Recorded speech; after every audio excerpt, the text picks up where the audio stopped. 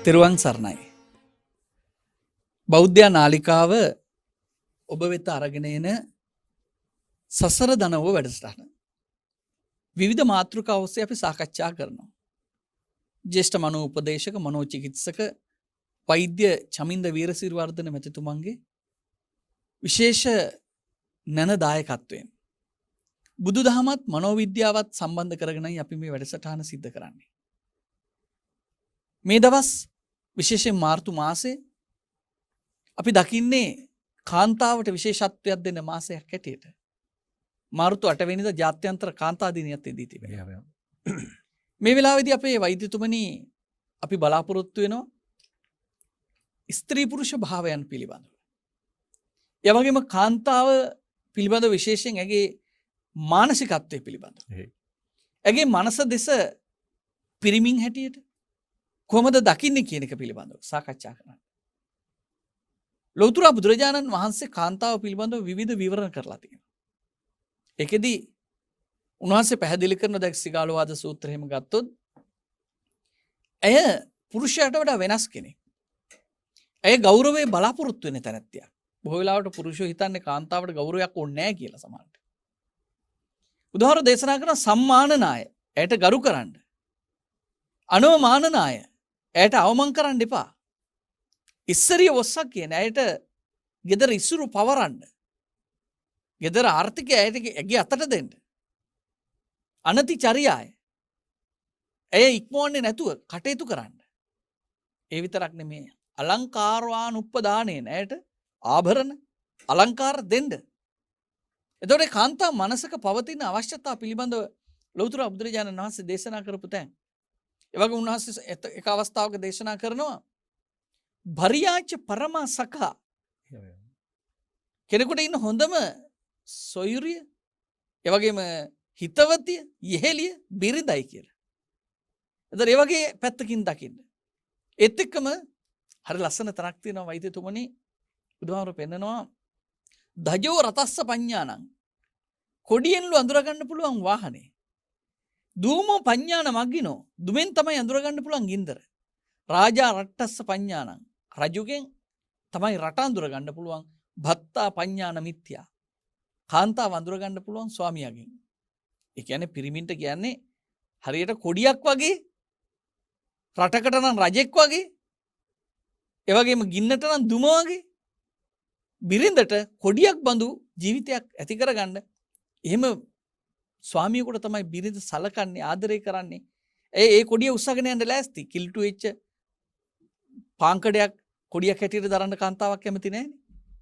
ඒ නිසා මේ දේවල් දිහා බලලා බුදුදහමත් එක්ක අපිට කාන්තාව ගැන ඒ වගේම කාන්තා විමුක්තිය පිළිබඳව කාන්තාවගේ තියෙන ශක්්‍යතා තේරුම් අරගෙන ඇය ඉහළට ගැනීම දැන් අපිට සෝමා තෙරණිය පිළිබඳව කතා කරද්දී තේරි ගාථාවල සෝමා තෙරණියට මාර ඇවිල්ලා කියන්නේ යන්තං ඉසිහි පත්තබ්බන් ඨානං දුරබිසම්භවං නතං ද්වංගුල පඤ්ඤාය සක්කා පප්පෝති මිත්‍යා. ඍෂිවරුන් විසින් මහා උසස් පුද්ගලයන්ට පත් වෙන්න පුළුවන් මේ නිවන බඳු තත්වයකට මේ ගෑනුන්ට පත් වෙන්න බෑ. ඒලාදී මාරයට සෝමා තෙරණිය සඳහන් කරන්නේ ඉත්ති භාවෝ නෝ කිං කෛරා පඤ්ඤාය සුසමාහිතා ඥානම් මි වත්තමානම් මි සම්මා ධම්මං විපස්සතෝ. මාරය තටමගේ ස්ත්‍රීත්වයෙන් ඇති ඵලය කුමක්ද? ඥානම් මි වත්තමානම් හි මට නුවණ තියෙනවා නම් සම්මා ධම්මං විපස්සතෝ මට හරියට ධර්මයේ පේනවා නම් ඉත්ති භාවෝ නෝ කිං කෛරා තටමගේ ස්ත්‍රීත්වයෙන් ඇති ඵලය කුමක්ද කියලා. සා මාරයට පවා අභියෝග කරන්න පුළුවන් කාන්තාව බුදුන් සමේත් හිටියා. ඒ නිසා වෛද්‍යතුමනි අද අපේ මාතෘකාව වෙනස්. ඒ වගේම මම හිතන්නේ මුළු මහත් සමාජයේම පුළුල් පැතිකඩක් පිළිබඳව සිද්ධ වෙන මාතෘකාවක් සාකච්ඡාවක් ඔබතුමාට ආරාධනා කරන්නේ මුලින්ම ස්ත්‍රීත්වය. ස්ත්‍රී මනෝභාවය පිළිබඳව මොන විදිහටද මනෝවිද්‍යාවේ විග්‍රහ කරන්නේ? ඒ අපේ හොඳ.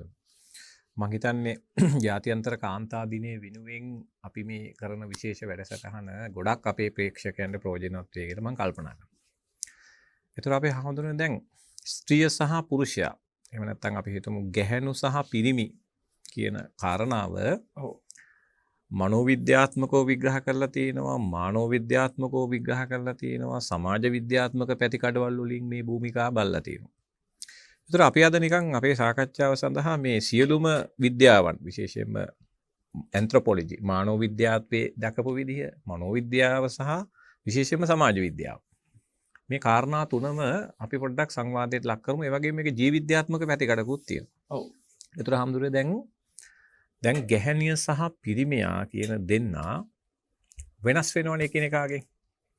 ඒතර මේ වෙනස අපිට හැමදෙරුනේ ජීව විද්‍යාත්මකව පැහැදිලි නිර්ණායක තියෙනවා. දැන් අපි කාන්තාවක් ගත්තොත් කාන්තාවගේ හැඩය වෙනස්. ඔව්. ඒ වගේම අපි ඥාන විශ්ලේෂණය කරලා බැලුවොත් වර්ණදේහ කාන්තාවගේ වර්ණදේහයි පිරිමියාගේ වර්ණදේහයි වෙනස්. ඔව්. ඒ වගේම අපි ලිංගී ඉන්ද්‍රියන් වගේ දේවල් අරන් බැලුවාම ඒවැ හැඩ වෙනස්.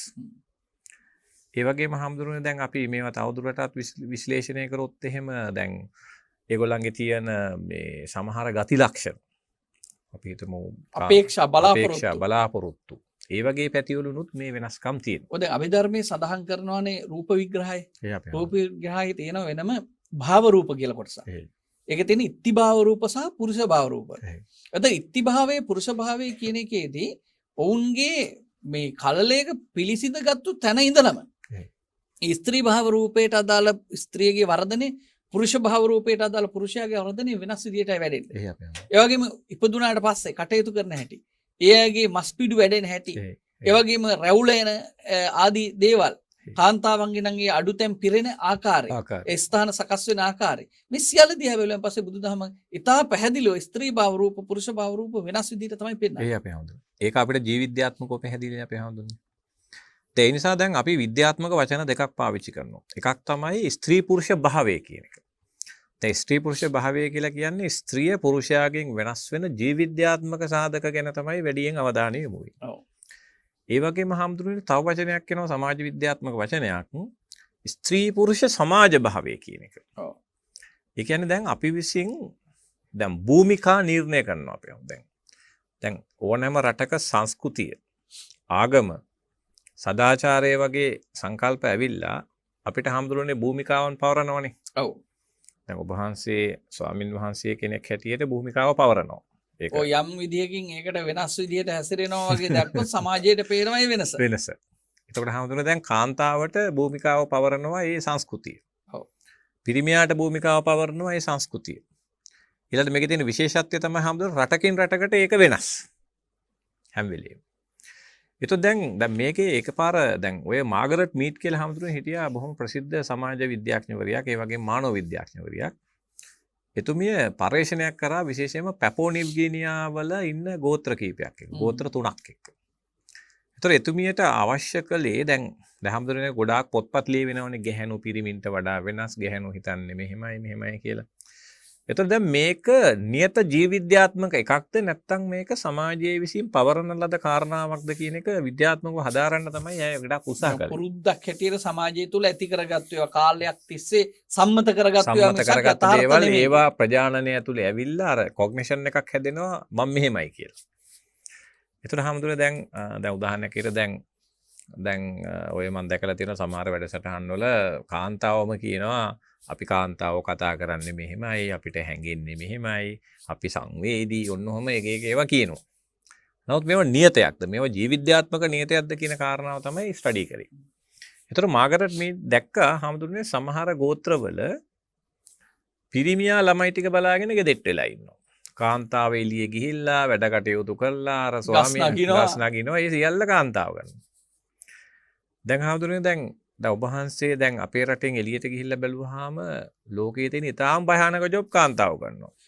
ඔමට ප්‍රශ්නයක් තියෙනවා දැන්. එහෙම වුණාට කාන්තාවගේ ශරීර ස්වභාවය ගත්තාම ඇය ස්වභාවිකවම දුර්වල ශරීර ලක්ෂණ වලින් නේද යුක්ත වෙන්නේ. පිරිමියන්ට වඩා නෑ හැමදෙරේ දැන් මෙහෙම ශරීර ප්‍රමාණය ගත්තොත් දැන් ඒක හැමදෙරේ දැන් එක රටින් රට වෙනස් වෙනවනේ. දැන් අපි ගත්තොත් අප්‍රිකාවේ ඉන්න කාන්තාවක් දැන් අප්‍රිකාවේ ඉන්න කාන්තාවගේ ශරීර ස්වභාවයයි අපේ පිරිමියගේ ශරීර ස්වභාවය බැලුවොත් මේ උස්සල පොලේ ගන්න සයිස් එකේ කාන්තාව ඉන්නවා ඊටාම ප්‍රබල. නෑ ඒක සාපේක්ෂව දැන් එහෙට අනුව ඒ පුරුෂය ඊට වඩා ලොකු. අන්න ඒක තමයි හඳුනන්නේ. එතකොට ඒක වෙන්නේ අර ජීව විද්‍යාත්මකව ඒ පරිසරයට අනුවරචන වෙලා තියෙනවා යම් යම් ඥාන වලින්. එතකොට දැන් අපේ රටේ කාන්තාව සහ පිරිමියා ගත්තාම ඒකේ ඔය ඔබ වහන්සේ කියන ගති ලක්ෂණේ තියෙනවා.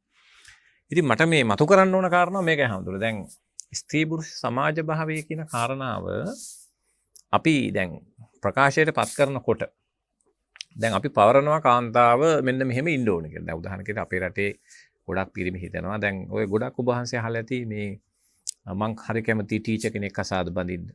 මොකද විවේකයේ තියෙනවා ළමයි ටිකත් බලාගෙන ගෙදෙට්ට වෙලා ඉන්න ඕන. ඊළඟට කාන්තාව වුණාම ඉතින් ඔය ගෙදර දොරේ වැඩ ටික කරලා ගෙදර ඉන්නවා නම් මං කැමති. ඔය අම්මලත් පුරුදු කරන්නේ ගැහන් ළමයි විතරනේ වැඩවලට. ඒ අපේ හඳුන්නේ. ඉතින් ඒ නිසා දැන් ඒකක්වත් හදාගන්න පිළිගන්න කියලා දෙන්නේ. ඒතර හාමුදුරුවෝ දැන් ඉස්සර අපේ තිබිච්ච සංස්කෘතිය අපේ තිබිච්ච ගති ලක්ෂණත් එක්ක ඒ කියන කාන්තාවට පවරපු භූමිකාව ගැලපිලා ගියා. ඒතර හාමුදුරුවෝ මෙහෙම එකක් තියෙනවා. දැන් අපි හිතමු කාන්තාවට පවරපු භූමිකාව එයාට වේදනාකාරී නැත්තම් එයා ඒකට එකඟ නම් එයා ඒක දැන් හිතන්නකො සමහර අම්මලා ඉන්නවා හරි ආසයි ඉතින් දරුවෝ ටික බලාගෙන මහත්යට සලකගෙන ඉන්න. ඒතර ප්‍රශ්නේ නැහැ නේ හාමුදුරුවෝ. හැබැයි ඒක අපි බලහත්කාරයෙන් පටවලන. දැන් අපි හිතමු ඔන්න විශ්වවිද්‍යාලේ හොඳට ඉගෙනගෙන හොඳ බුද්ධිමත් තියෙන කාන්තාවක්. ඒතර මෙයා හරි ආසයි ෆස්ට් ක්ලාස් එකක් තියෙනවා. ඉතින් එයා කැමති PhD එකක් කරලා රටකට වැඩක් කරලා දරුවෝ ටිකත් බලාගෙන මෙහෙම යන්න. අපි තු මහත්තයා ඉන්නවා වැඩිය මිනිහා සාමාන්‍ය මට්ටමේ කෙනෙක්. අපි හිතමු ඉස්කෝලේ යන කාලේ යාළු වෙලා ඇති. ඉතින් බැන්දා දන්නේ නැහැ. නමුත් ඉතින් මේ නෝනා උඩට යනවා. ඒතර ඒ පුද්ගලයාට හිතෙන්න පුළුවන් මෙයා දැන් යන්නේ ඇවිල්ලා කොහෙන් අතර වේද දන්නේ නැහැ. නැන්දම්මත් කියන ඕකනම් හරියන්නේ නැහැ. දැන් මෙයා අල්ලන්න බැරි වෙයි උඹට. දැන් ඔබ වහන්සේ දැකලාදී දැන් සමහර ළමයි විශ්වවිද්‍යාලේ යනකොට දැන් සමහර දැන් උදාහරණ කියලා සමහර යාළුවලා ඉන්න කොල්ලෝ ගෑනු ළමයි විශ්වවිද්‍යාලේ යනකොට පවා බයයි. දැන් ගිහිල්ලා මාව නැති කරයි මාව අතාරියි. අන්න එහෙම මාගෙන මතකයේ ගුලි කර මහවැලියට දමන්න යන බොහොම කලාතුරකින් ඒ වගේ සින්දු තියෙනවා. ඒ කියන්නේ ඒ වගේ ඉතින් ඒ නිසා හඳුනන දැන් මෙතන අපි තීරුම් ගත යුතු මූලික දෙයක් තියෙනවා මේ අපේ විශේෂයෙන්ම පිරිමි සමාජය. දැන් අපි අර බුද්ධ ධර්මයේ මූලික දේ මේ ගෞරවය සහ ඒ කාන්තාවට හිතන්නකො දැන් පිරිමියෙක් ඉන්නවා. එයා හරිය දැන් අපේ වෛද්‍යවරු මම ඕන තරම් දැකලා තියෙනවා හඳුනන දැන් නෝනා විශේෂඥ වෛද්‍යවරියක්. ඒතර නෝනා බොහොම හොඳට රටේ වැඩක් කරලා ලෙඩ්ඩු බලලා ඉතින් ප්‍රයිවට් ප්‍රැක්ටිස් කරලා එයා ගොඩක් රැය වෙලා ඉන්නේ. සමහරට මහත්තයා ගෙදර ඉඳගෙන දරුවන්ගේ වැඩ ටික කරලා ඉස්කෝලේ දාලා එයා සාමාන්‍ය වෛද්‍යවරයෙක් කියමුකෝ. එයා ඉතින් හොඳට ඉන්නවා. එහෙම පවුල් ගොඩාක් තියෙනවා හැමදෙල්ල ලංකාවේ. ඒ වගේම අනිත් පැත්ත තියෙනවා. අනිත් පැත්ත තමයි දැන් මෙයා විශේෂඥ වෛද්‍යවරියක් වුණොත් එහෙම මගේ තැන මොකද්ද කියලා යන්න දෙන්න නැතුව හිර කළා යට කළා රණ්ඩු වෙලා ඒවා කඩාකප්පල් කරලා විශාල තොගයක් අපිට ඒක ඊළඟ තත්ත්වය තමයි දැන් අපි හිතමු දැන් ඒ බඳු තමන්ගේ බිරිඳ ඉහළට යනකොට තමා ඉක්මවා යනවයි කියලා ඒ වෘත්තීය භාවයෙන් කෙනෙක් ඇයව පහළට ඇදලා දානකොට ඇයට ඒක දැනෙද්දි ඒ දැනෙන මානසිකත්වයත් එක්ක මේ පවුලේ ජීවත් වෙනකොට කොහොමද මේ පවුලේ ඇති තත්ත්වය? ඒක මාර පීඩාවක් ඒවා. ඒතර හාමුදුරුවෝ ඒවා ඒ දෙගොල්ලෝ අතර තියෙන බැඳීම් කැඩෙනවා. ඒතර ඒ භාර්යාව ඉන්නේ හරි වේදනාවකින් කලකිරීමකින්. එතකොට ඒක නිසා දරුවන්ට බලපෑමක් එනවා. සමහර වෙලාවට ડિප්‍රෙෂන් වගේ මානසික රෝගවලට ගොදුරු වෙන්න පුළුවන්. ඉතින් ඒ නිසා හාමුදුරුවනේ දැන් ඊළඟට අපි හිතමු ඒකෙන් ඔය අනියම් සම්බන්ධකම් අපි හිතමු අර භාර්යාවට දැනුණොත් තව කවුරු හරි හොඳ පුරුෂයෙක් එයාට උදව් කරන. එයාත් එක්ක සම්බන්ධතාවය තමන්ට සංවේදී කියලා. ඒ වගේම හාමුදුරුවනේ දැන් ඒකට දැන් වෙන අය උල්පන්දම් දෙනවා. විශේෂයෙන්ම දැන් මහත්තයාගේ පැත්තේ අක්කලා නංගිලා අම්මලා ඒගොල්ලොත් දෙනවා උල්පන්දම්. ඔන්න ඔය ගෑණිට ගෙදර ඉන්න කියන්න.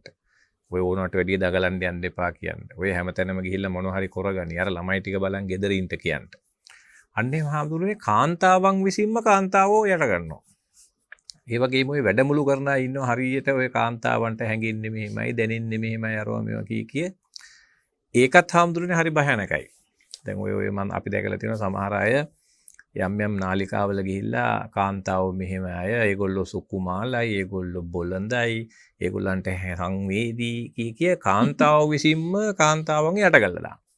ඒතර හැමදෙරේ පිරිමි හිතනවා දැන් කාන්තාව කියන්නේ සංවේදී මේ යාට මුකුත් කරගන්න බෑ. දැන් ඒ හදන මානසිකත්වයේ තියෙන හැමදෙරේ දැන් කාන්තාව කියලා කියන්නේ පිරිමියා හදන පෙට් කෙනෙක්. නිකන් සුරතල් සතෙක් වගේ. කාන්තාවට ස්වාධීනව ජීවත් වෙන්න බෑ.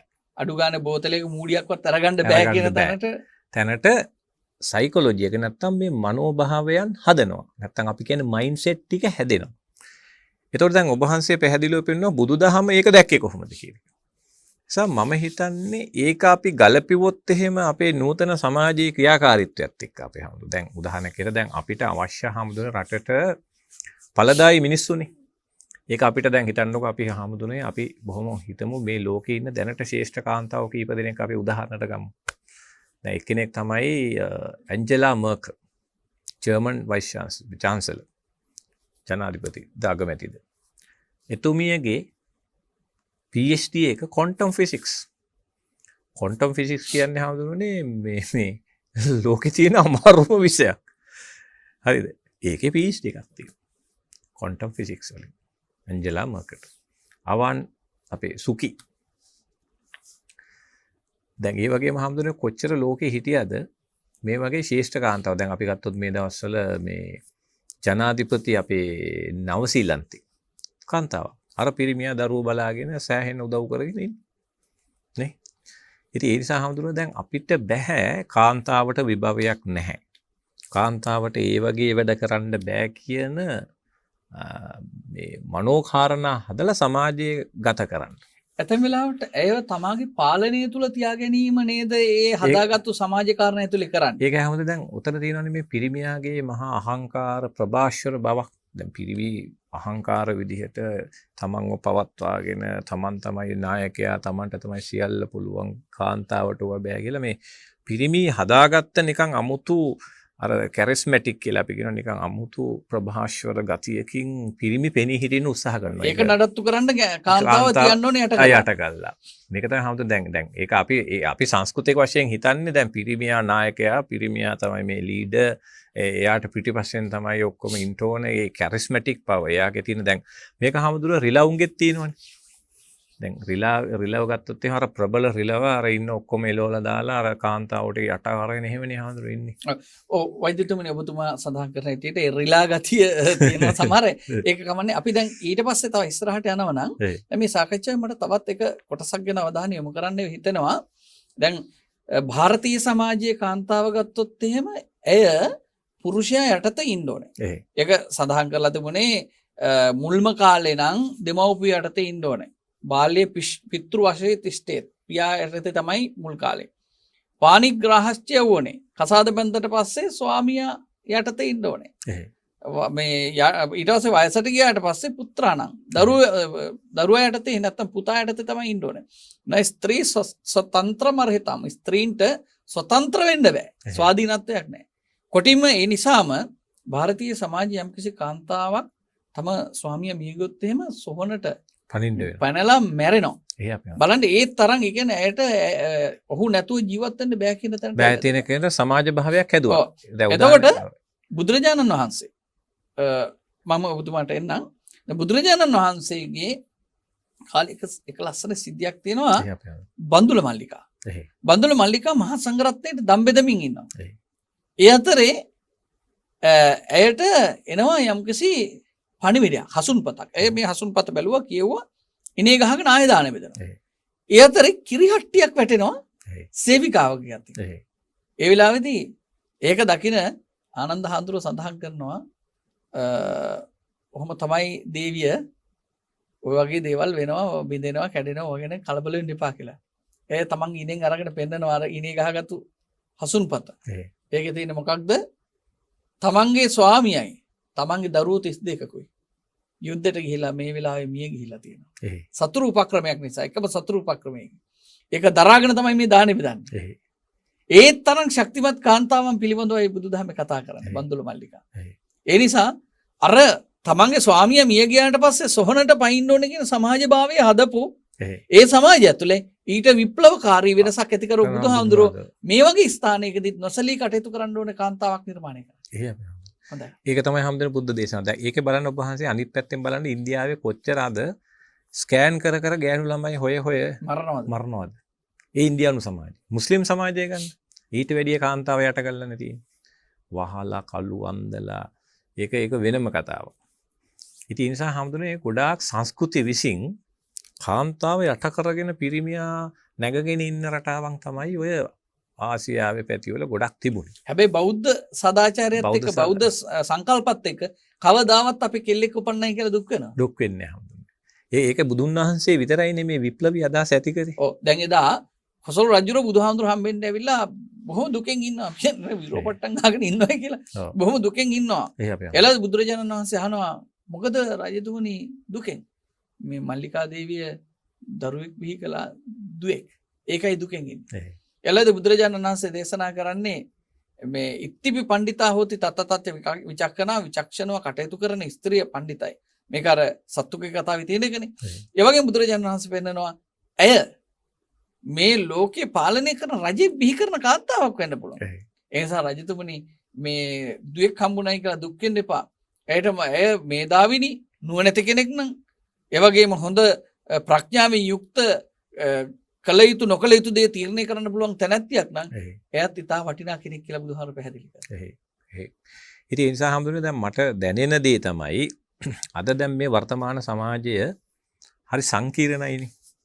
මේකේ හම්බුනේ විශාල කාර්යභාරයක් තියෙනවා අපිට මුදල් ඉපයීම. ගෙවල් දොරේ වැඩ කටයුතු කර ගැනීම. එතකොට උදව් කරන පිරිස් නැති නිසා ළමයි එහෙම හරයි යන්නේ ඒවා ඉස්කෝලේ ගෙනියන ඒවා ඊළඟට වාහන පහසුකම් ඒවා නඩත්තු කරන ඒවා ලෝන් ගෙවනවා දැන් මිනිස්සු හම්බුනේ ලොකු පඹ ගාලක පැටලිලා තමයි මේ ජීවන අරගලය කරගෙන යන්නේ. එතකොට නිසා ගොඩක් තැන්වලදී හම්බුනේ අපිට සිද්ධ වෙනවා මේ කාන්තාව සහ පිරිමියා දෙන්නම මේ වැඩ ලෝකයට සමබරව සහභාගී වෙන්න. එතකොට දැන් අර අපේ ඇටිටියුඩ් අර අපේ ආකල්ප අපි අර විදියට පවත්වා ගත්තොත් කාන්තාව ගෙවල් අස්සට වෙලා ඉන්න මට තේරෙන දේ තමයි හාමුදුරනේ ගොඩාක් පවුල් වල ප්‍රශ්නේ තමයි දැන් නෝන ඇවිල්ලා කියනවා ડોක්ටර් මේ මට මෙහෙම වැඩ කරලා මේ පවුලට උදව් කරන්න පුළුවන් අපේ මහත්තයා කැමති නෑනේ ડોක්ටර් මම රස්සාවක් කරනවට. නැත්නම් ડોක්ටර් මට මෙහෙම හැකියාව තියෙනවා. ඒතර මහත්තයාගේ මූණ ටිකක් ඇද වෙනවා. මහත්තයා කැමති අර ගේ අස්සට වෙලා ඉඳගෙන පවුල මේ දුකසේ ඇදගෙන යන්න. එතකොට ඇත්තටම ගේ තුල ගෙටම වෙලා ඉන්න ඕන කියලා හිතන්නේ පිරිමියෝ කාන්තාව එළියට ගියාට පස්සේ ඒ අය අනාචාරයට දුරාචාරයට නැත්තම් නොමගට යයි කියලා හිතන නිසාද? ඒක එක පැත්තක්. ඊට වැඩිය හමුදුනේ මේ පිරිමින්ගේ ලොකු බයක් තියෙනවා මේ කාන්තාව ඉදිරියට ගිහිල්ලා තමන්ව යට කරගන්න. ඒ ආර්ථික ශක්තියක් කාන්තාවට ගොඩ නැගෙනවට පිරිමි ටිකක් බය ගතියක් තියෙනවා අපේ සංස්කෘතිය ඇතුලේ. මොකද ඒගොල්ලන්ට හිතෙනවා ස්වාධීන වෙයි කියලා. ස්වාධීන වෙයි යාට නිකන් 아무තු බලයක් එයි යාව පාලනය කරයි අර මං කිව්ව වහන්සේට මේ පිරිමින්ගේ තියෙන අර කැරිස්මැටික් අර ප්‍රභාස්වර එයා තමයි මේකේ නායකයා මේක එයා තමයි මේක පාලනය කරන්න ඕන දැන් අන්න එහෙම එකක් තියෙනවනේ අපේ හැමෝටම දැන් අර ඒ කියන්නේ සහකාරිය කියන තත්වයට වඩා මෙහෙකාරිය කියන තැනද ස්වාමියා හිතන්නේ. ඔව් එහෙම හිතන අය ඉන්නවා හැමෝටම.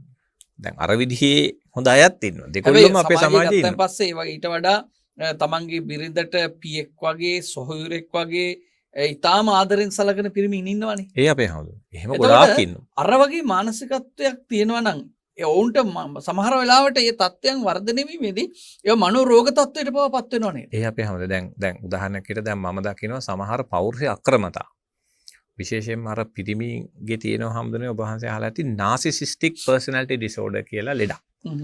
ඒතර ඒ ලෙඩේ සම්පූර්ණයෙන්ම ලෙඩේ තියෙන අය හරි අඩු වුණාට ඒ ලක්ෂණ පෞරුෂවල තියෙන අය හරියට ඉන්නවා. දැන් narcissistic අය හිතාගෙන ඉන්නේ තමන් තමයි සියල්ල දන්නේ. තමන්ට තමයි මේ සියල්ල කරන්න පුළුවන්.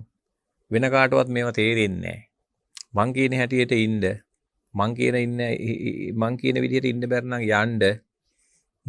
ඒ කියන්නේ එයාට අනිත් අය ගරු කරන්න ඕනේ. එයා යටතේ ඉන්න ඕන. එහෙම මානසිකත්වයක් පවත්වා ගන්න පිරිමි ඉන්නවා හැමෝටම. ඒවට අපි කියන්නේ narcissistic personalities කියලා. ඒ පෞරුෂයේ ස්වභාවය තමයි අනිත් අයව පහත් කිරීම. අනිත් අය යට කිරීම. අනිත් අයට උඩට මතුවෙන්න නොදී සිටීම. ඒක තමයි මේ පෞරුෂයේ තියෙන රෝගී ස්වභාවය. ඔව් ඔබතුමාගෙන් මම ප්‍රශ්නයක් අහනම් අවංක උත්තරයක් දෙන්න. දැන් සාමාන්‍යයෙන් ඔබතුමා දකින මේ රටේ සමාජයේ මනෝ විද්‍යාත්මකව දකිද්දී මේ කාන්තාව යටපත් කරගෙන ඉන්න ඕන කියලා හිතන පිරිමිද වැඩි හරියක් ඉන්නේ. එහෙමත් නැත්නම් ඒ ස්වාධීනව ඇයටත් මට වගේම සතුටකට නිදහසට යත් කැමති කියලා හිතන පිරිමිද රටේ වැඩි. ඔව් මට දැනෙන දේ හැමදෙරේ දැන් අර ඒ කියන්නේ යට කරගෙන ඉන්න පිරිමින්ගේ ගතිය තාම ටිකක් වැඩි. එතකොට ඒ තරමටම වේදනාවෙන් බර පවුල් නේද වේදනාවෙන් බර කාන්තාව නේද ඉන්වෙස් වල ඉන්නේ. ඒ අපේ ඒ ප්‍රකාශ නොකලත් ඒ අපේ හැමදෙරේ දැන් ගොඩක් අපේ කාන්තාවන්ගේ තියෙන ගැටලුව තමයි කාන්තාව මේ පවුලේ සමගිය දරුවෝ ගැන වැඩියෙන් හිතීම ඊළඟට ඒ පවුලේ තියෙන සමාජ තත්ත්වය ඒ නිසා ඒවා සියල්ල යට කරගෙන ඒවා වෙනුවෙන් අය තමාගේ තියෙන සියලු මනෝභාවයන් පීඩාවන් දරාගෙන පවුල් ඇදගෙන යනවා. හොඳ ඒක සමාජ ප්‍රගමනයට බාධාවක් නෙමේද? අය යටපත් කොට තිබීම. ඒ අපේ හැමෝම දැන් උදාහරණයක් දැන් අපිට කොච්චර කාන්තාව ඉන්නවද අපේ සමාජයේ මේ වැඩවලට දායක කරගන්න පුළුවන්. දැන් ඔබ වහන්සේ දකින්න ඇති අර අපේ පොලිසිය DIG නෝන කෙනෙකුට උඩට එන්න දෙන්නේ නැතුව දඟලපු හැටි. පෞකී ටිකි. ඔව්. ඔබ වහන්සේ බලන්න දැන් අපේ සර්ජරි දැන් කාන්තාව සර්ජන්ලා කරන්න හරි ඉඩ දෙන්නේ නැණි වැඩි. දැන් කාන්තාව කැමති වුණත් කොහෙන් හරි කපලා දානවා. ඒකද ඒවා පිරිමින්ට තමයි අයිති සර්ජරි. ඒක පිරිමි භවයේ එකක් සංකේතයක්. මේ ශල්‍ය විද්‍යාව කියන්නේ. හැබැයි ලෝකෙ වෙන රටවල් වල ඕන තරම් සර්ජන්ලා කාන්තාවෝ ඉන්නවා. ඉතින් අපේ රටේ අන්න එහෙම තියෙනවා හැමදේම. කාන්තාවන්ට හරියන ජොබ් මේවා. කාන්තාවන්ට මේ වගේ දැන් අපි හිතමු අපේ රටේ කාන්තාව ත්‍රිවිල් එකක් එලවලා තමන්ගේ පවුල නඩත්තු කරොත් අපේ හැමදේම ඒක හරි අමාරුයි මිනිස්සුන්ට. මෙන්න මේ ගෑණි ත්‍රිවිල්. ඒකෙදි වෛද්‍යතුමනි එක වැදගත් තත්ත්වයක් තියෙනවා. ඒක තමයි මේ මිනිස්සු හිතනවා ඇයට හිමි මේවා විතරයි. ඒ අපේ හැමදේම. මම ඔබතුමාගෙන් පොඩි ප්‍රශ්නයක් අහන්න. අද අපි පොඩි මේක නිකන් අලුත් විදිහට කරමු. මේ එක දවසක් පුතෙකුයි තාත්තගෙන් මේ එක මේ පුතෙකුයි තාත්තගෙනුකුයි වාහනේ යනවා. ඒ අපේ හැමදේම. යනකොට එක්සිඩන්ට් වෙනවා. හැප්පෙනවා. හැප්පුණාන් පස්සේ තාත්තා හොඳටම කියන්නේ තාත්තා මැරෙනවා. පුතාට හොඳටම තුවාලයි. පුතා රෝහලට අරන් එනවා. අරන් ආවෙන් පස්සේ දැන් මේ පුතාගේ ඔපරේෂන් එකක් කරන්න තියෙනවා. ඒ වෙලාවේදී මේක මේ ළමයාගේ මේ මෙතන ඔපරේෂන් එක කරන්න ලෑස්ති වෙලා ශරීරයේ බලන ඩොක්ටර් කියන මට නම් මේක කරන්න බෑ මේ මගේ පුතා කියලා. තාත්තා මැරිලා. මම ඩොක්ටර් කියනවා මම මේ මගේ පුතා මට මෙයාව ඔපරේට් කරන්න බෑ කියලා. දොස්තර මහත්තයා හිතන්නේ ඒ මොකක් වෙලාද එහෙම කිව්වේ අර ඩොක්ටර්. ඔබතුමාටත් උත්තරයක් නැහැ. ඒ අම්මා ඉඳලා තියෙන්නේ. යම්ම ඉඳලා තියෙන්නේ. අම්මත් ඩොක්ටර්නේ. එනකොට ඔබතුමාට හිතුන්නේ නේද මොහොතක්වත් අම්මා ඩොක්ටර් වෙනවා කියලා. අපි හිතන්න ඇති මනෝ වශයෙන් යා මොකද අර යා මෙයාට ආරූඪ වෙලා හරි මොනවාද දෙයක්. ඒ කියන්නේ ඩොක්ටර් කිව්වොත් එහෙම අම්මලා ඩොක්ටර්ලා නැහැ කියන ගානට අපිට හිතෙන්නේ. හොඳයි ඕකම කියන්නකෝ නර්ස් කෙනෙකුයි දැන් අම්මා කෙනෙක් යනවා පුතත් එක්ක. ඇක්සිඩන්ට් වෙනවා. අම්මා මැරෙනවා. පුතා ඉස්පිරිතාලෙට ගෙනියනවා. ඒ වෙලාවේදී එතන හිටිය නර්ස් කියනවා මේ මගේ පුතා කියලා. එතකොට අපිට හිතෙන්නේ නර්ස්ලා නම් කාන්තාව කියලා. බලන්න. ඒ කියන්නේ එතනම අපි වෘත්තීය භාවයෙන් හරි ඒ සහ ඔහු පිළිබඳව කල්පනා කරන්න වෙනස් විදිහට. ඒ අපේ ඒක තමයි මම කිව්වේ ඒවා සමාජ භාවයන් උරුම කරලා තියෙනවා.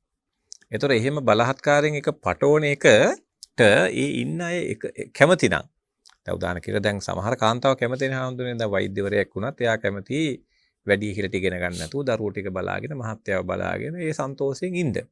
ඒකට අපි මුකුත් කරන්න යන්න ඕනේ නැහැ. ඒගොල්ලන් ඔය බලෙන් ගිහිල්ලා කාන්තා අයිතිය කොහොම ගෙවල් අසුලට වෙලා ළමයි බලන්න හොඳ නැහැ කියලා එහෙම අවසන් ඕනේ නැහැ නේ. ඔබතුමා හොඳ තැනකට එනවා. දැන් අපේ කාන්තා විමුක්ති සංවිධාන තියෙනවා. ඒ සංවිධාන වලට ගියන් පස්සේ ගොඩක් කාන්තාව වැඳපු වෙනවා නේද? ඒකෙදි අර ඇගේ තියෙන සමහර පවුල් වල තියෙන ස්වාමි භාර්යාවගේ මොකද පිරිමින්ගේම නරකකම නිසා නෙමෙයිනේ පවුල් කැඩෙන්නේ. මේ දෙකොල්ලගේම ප්‍රශ්නනේ. හැබැයි උනාට 100% කාන්තාව නිවැරදි කියන පූර්ව නිගමන වල ඉඳලා මේගොල්ලෝ කතා කරන්නේ. එබඳු අවස්ථාවලදී ඇයට පිහිට වෙනවයි කියලා බොහෝ වෙලාවට ඇය වැඳපු කාන්තාව බවට පත් කරන තැනට මේ මම හිතන්නේ වැඳපු ඒකට වඩා මේ දික්කසාද කාන්තාව බවට පත් කරන තැනට ඔවුන් පමුණුවන මානසිකත්වය කුමක්ද? හමුදුනේ මෙහෙම එකක් තියෙනවා. දැන් ඔය කාන්තා විමුක්ති ව්‍යාපාර වගේ දේවල් ගත්තාම ඔය ඕනම ඒවා ඒකේ මධ්‍යස්ථ මට්ටමේ ඉඳලා අන්තවාදී දක්වා ඒකේ පරාසයක පවතිනවා. දැන් සමහර අය ගත්තාම පෞරුෂ අක්‍රමතා අපි හිතමු දැන් හැම වෙලේම රණ්ඩු වෙන හැම එකේම වැරදි පේන පිරිමිසා කාන්තාව දෙකොල්ලම ඉන්නවනේ හම්බුනේ. ඒතර අපි දකිනවා සමහර විමුක්ති සංවිධානවල ඒ නායකත්වයේ ඒව කරන අයගේ යම් පෞරුෂ අක්‍රමතාවයේ කොටසක් තමයි මේ ව්‍යාපාරය. එතකොට ඒගොල්ලන්ගේ තියෙන හානිය තමයි අර ගම්වල ඉන්න අර මං කිව්ව වහන්සේට දැන් පීඩාවක් නැතුව ඒ සමගියෙන් ඉන්න පවුල් මැද්දට පැනලා මේවා හඬන කළා ඒවා නැති කළා දාන්න. ඒ කියන්නේ ගෙදර උයන හොඳට උයලා රසට කණ්ඩ දීලා ගෙදර ලස්සනට තියාගෙන දරුමොල්ල හදාගෙන සන්තෝෂයෙන් එළියට එන්න කියනවා. ඉතින් ඒගොල්ලන් තුලට හාමුදුරනේ මේ වැරදි අදහස් දානවා. මම කියන්නේ ඒක කරන්න ඕනේ අපි. ඔව්. ඒක වැරදි. මොකද දැන් හැමෝටම අයිතියක් තියෙනවා හැමදෙරේ තමන් ආස දේ තමන් සතුටු වෙන දේ කරලා ඉන්න. දැන් අපි හිතමු කාන්තාවක් කැමති අපි නෝ හොඳට ඉගෙන ගන්න පුළුවන් තමයි යා. හැබැයි යා කියනවා මට ඉගෙනගෙන වැඩක් නැහැ මං ආසයි මේ දරුවෝ ටික බලන්න හොඳට ඉන්න.